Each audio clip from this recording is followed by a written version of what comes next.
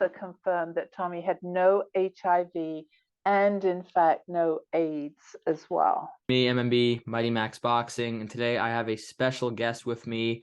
I have the one, the only, Trisha Morrison, Tommy Morrison's wife.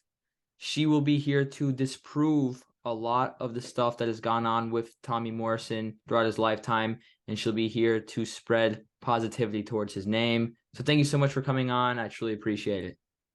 Hi, Max. Thank you so much for inviting me. I really appreciate it too. Thank you. Most definitely. I'm very happy to have you on. So I want to start this off quickly, just get it out of the way. How did you and Tommy meet? What was your meeting story? Well, the real meeting story is that we both happened to be in Las Vegas at the same time.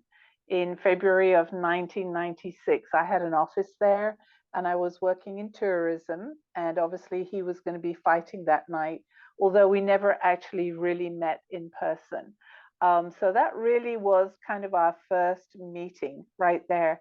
But we didn't actually meet in person until 2009, quite a few years later, in a different state, in a different situation.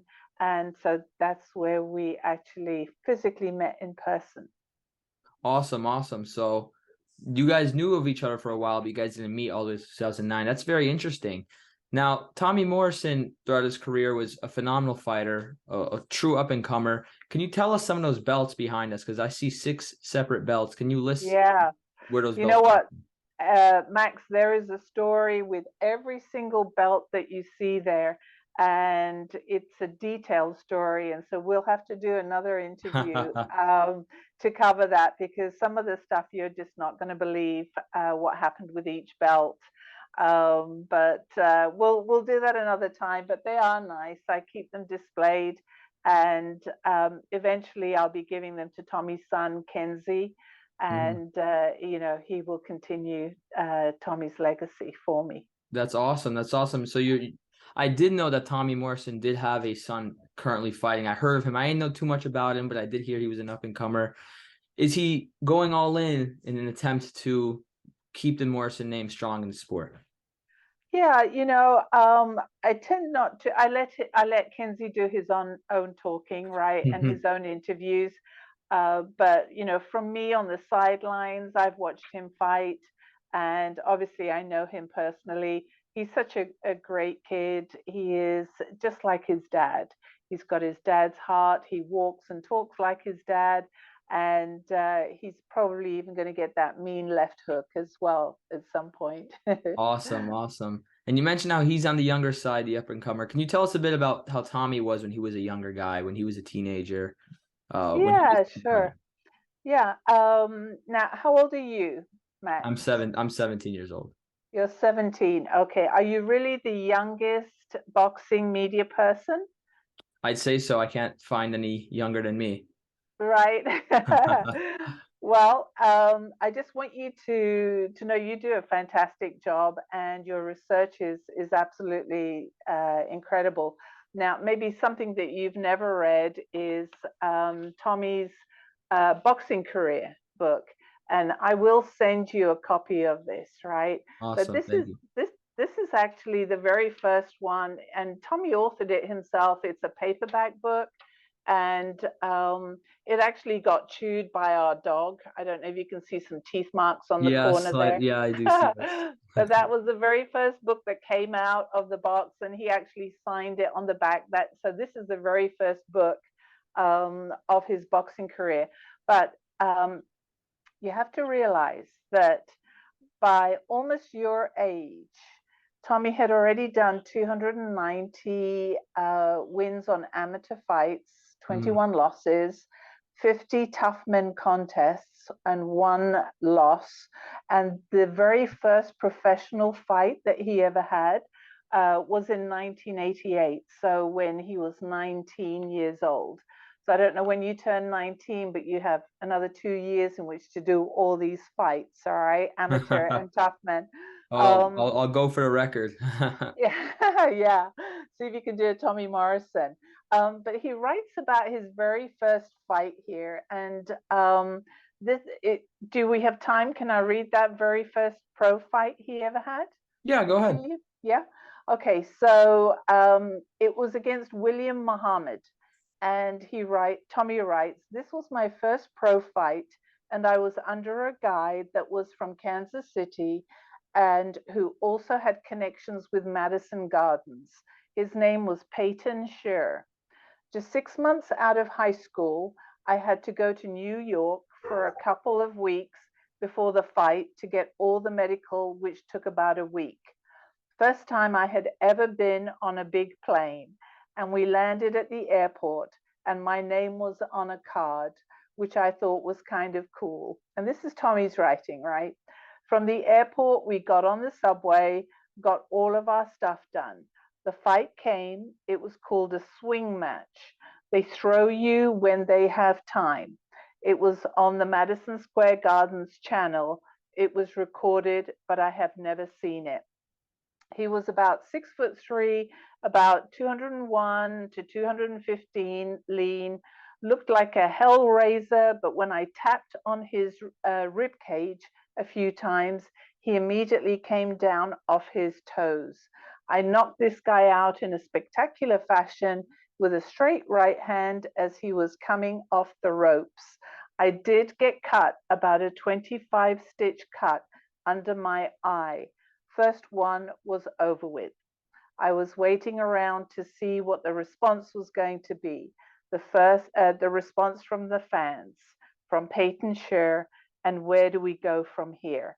So that's how he starts off his book, My Boxing Career. And that's kind of how he writes throughout his book, and they're still available.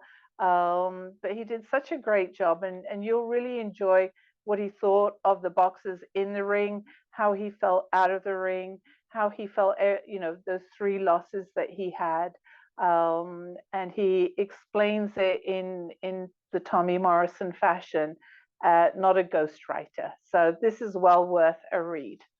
Awesome. Yeah, I would definitely love to check that out for sure. That's a great story. And getting cut in your first fight, that could be discouraging, but he took it well and kept going and lived on to have a great career. Now, I want to ask, because I've seen some posts where the media, for some reason, I'm young, but the media was always talking down on Tommy Morrison for some reason. Can you debunk a lot of the things that they have said about Morrison throughout the years? Yeah, I am actually pretty surprised. We're now in 2023, just in case anybody's listening to this interview. And Tommy died September 1, 2013. So it's a good 10 years since Tommy passed away. But yet I still see the media slamming him, calling him a drug addict, a womanizer, and just bringing him down. And every time they talk about him, they talk about the rise of him and the fall of him. Mm-hmm. And there is a narrative out there that has been debunked, and the truth is available. And basically, we need people like you that will be out there to fight for Tommy to set the record straight. For sure, for sure. And it's a shame because he seemed like a great person, a great fighter. And, he had a very good career for sure. And, we were bringing up earlier the belts in the background. I know one of those belts comes from the Rocky movie. So was Tommy ever looking into being a potential actor and get into Hollywood, or was that a one-time thing? And what made him decide to get that part? Yeah. He actually was nominated for that part by Frank Stallone, Sly Stallone's brother. And I post every now and again, I post a few interviews on Twitter and Facebook that shows how Frank Stallone found Tommy and then pitched it to Sly for him. And it's funny because Tommy was in the Sylvester Stallone fan club, just like you. He was a fan of Sly's, and to then get the position as Tommy Gunn, which was, he always said, was a self-made position. He was acting himself. That he was pretty nervous acting next to Sly because it was one of his idols. But that's how he got the position back in 1989, 1990, just a 20-year-old kid. And again, everybody, they'll either love Rocky V or they'll hate it. But that was the very first movie he ever was in. And yes, he did want to be in other movies. He did get other phone calls from people later on wanting him to do acting, but he still wanted to still be in boxing first. That was his main priority, and we saw how great of a fighter he was. And Yeah. it's interesting. A lot of people hate on Rocky V. I always enjoyed the movie, but one thing no one will ever discredit was how Tommy Morrison made the movie better, for sure. If you had any complaints about the movie, it definitely was nothing to do with him. At least that's my opinion, for sure. I want to ask about Tommy as a person. What were some things that he was into? What were some hobbies he did when he wasn't boxing? Well, when he wasn't boxing, you have to remember that I met Tommy after he'd been kicked out of boxing, right? So I met the broken Tommy. His whole life had been boxing, as you can see from his amateur record, his Toughman record, his professional record. Life was boxing for him. So after boxing, that was Tommy. He was trying to fill a void in his life, and he had turned to drugs, and he admits that. And another book of his is called My Darkest Years. When things were really dark for him, his whole life had been boxing, and yet had been taken away from him in the blink of an eye. And so he did start to get into trouble, and he did turn to drugs, and they were given to him for free. So when I met him, it was a situation of, you either carry on having more dark years, or you start to get your life on track again. And he decided that there were things that they were still there for him to live for. He had a son that was growing up, and he wanted to open up a gym. And so we did all that. He opened up a gym in the poorest neighborhood in Wichita, Kansas, and he was there training and giving back to the children. So that was the true Tommy. He didn't drink anymore. He actually did drug rehab, got off drugs, and was giving back to the community. And just was a real nice guy, very funny. And people are actually surprised when they saw us at the airport. He said to me, he said, Trisha, when we walk through the airport, people are going to look at me, and they're going to look at me twice, and they're going to recognize me from either boxing or Rocky V. And then they're going to look away, and then they're going to look at me again. And he said, and then I'll nod, because that was kind of like confirmation. Hey, I'm still alive. I'm still here.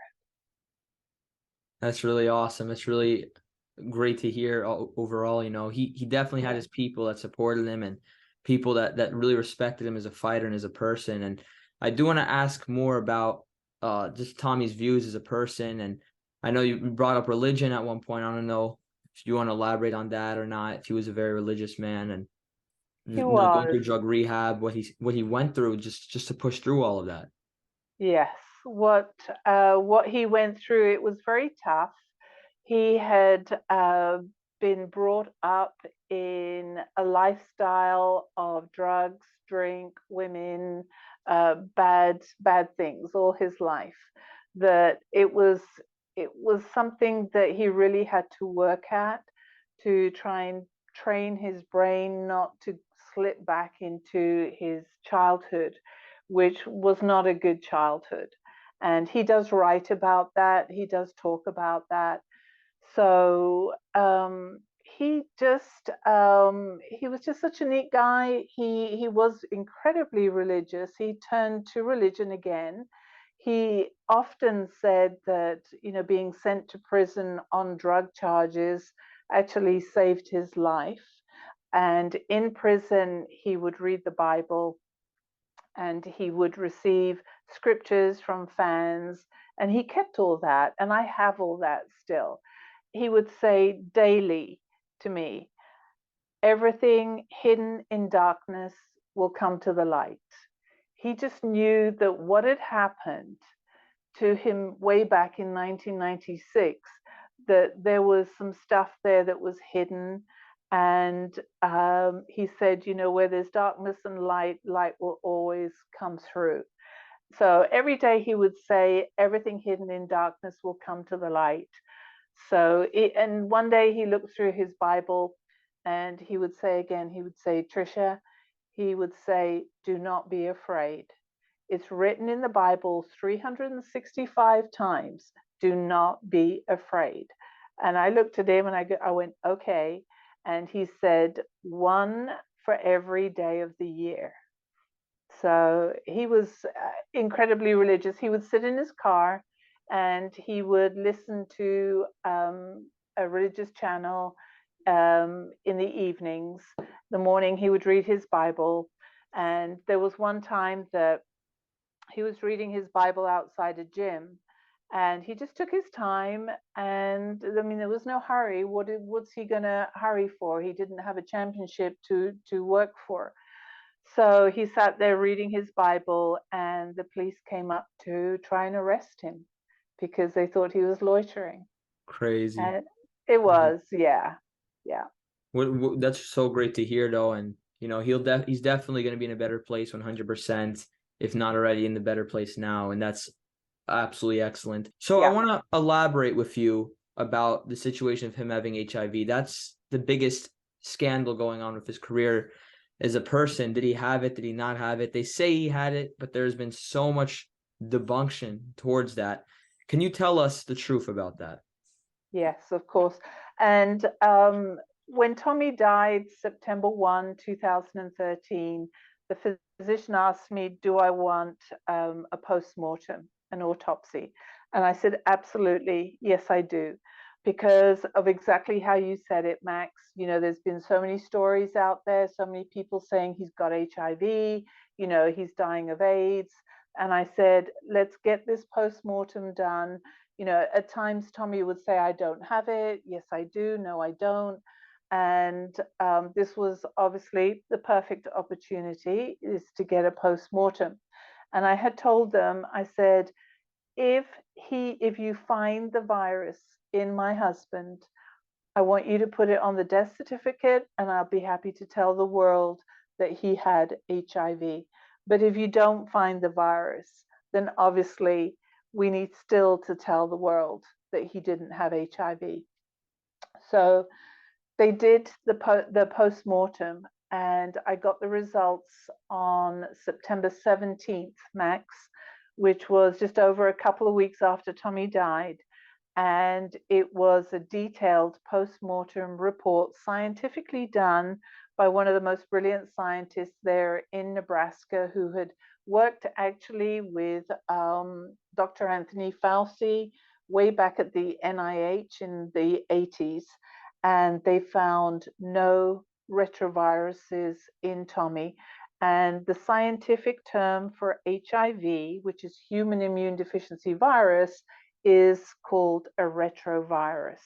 So they found no HIV in Tommy. And I have actually the proof here.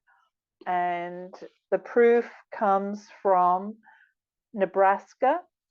And this is the physician that called me. His name is Dr. Philip Smith, and he's a brilliant physician. And he called me on September 17th, said Tommy was negative for HIV. And at that time I said, I would like it in writing, you know, just like anybody would, right?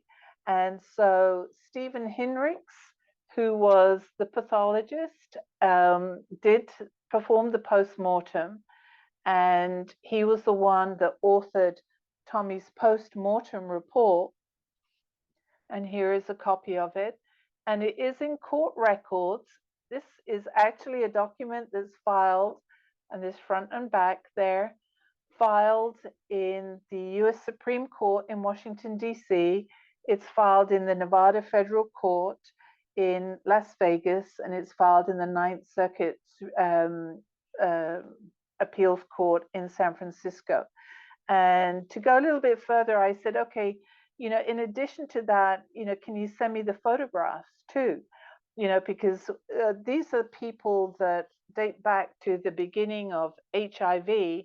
That's Dr. Luc Montagnier, and he's showing you what HIV looks like. It's those little black dots there. And then Dr. Robert Gallo, who was also the co-discoverer of HIV, that's him showing what HIV looks like. And that's under a magnification of 7,800. Okay. So Tommy's was magnified under 18,000. And that is an exact image of Tommy's blood.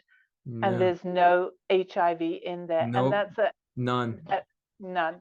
And that's nearly 3 times the magnification of what the other physicians did. So, so that in itself should be proof right there. A post-mortem is the last and final diagnosis of a human being.